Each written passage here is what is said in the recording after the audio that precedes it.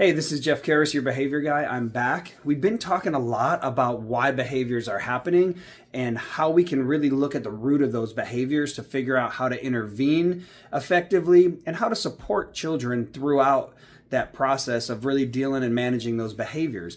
That got us into talking about growth mindset because mindset plays a huge part in a child approaching any task, whether it's a task at home, a task at school. Their mindset going into it is going to play a part in how they approach it and how they deal with it and navigate that task. So what we really want to do is build our resiliency in children. We want to make sure that they're faced with difficult things, they're challenged, but they know how to work through that, realizing, hey, if I fail on this or if I struggle through it, that's not failure. That is me learning how to do it, and that's me getting better. And that reflection skill is something we need to teach them.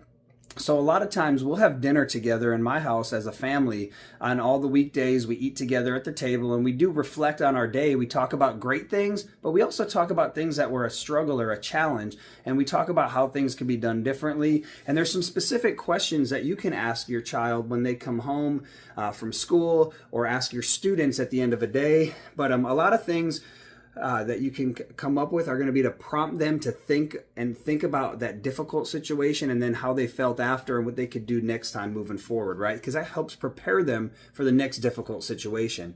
So something you could ask, a specific question would be, hey, what did you learn from that experience? Or what can you learn from that difficult struggle that you had?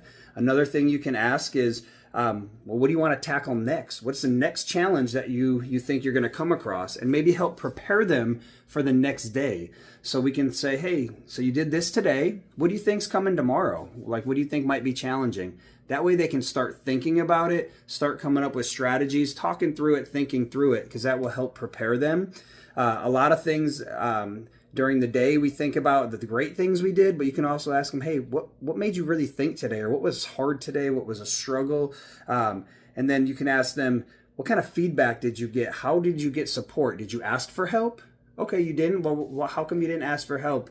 And then they can tell you why they didn't want to, maybe. That is another great conversation. But then you can ask, well, okay, you did ask for help. Well, what did you do with that feedback? Because teaching children how to use feedback and how to take feedback is huge. So these are just some things, some specific questions and some action items that you can work on with your child, with your students, that will help them grow to tackle difficult situations and be more confident in doing so.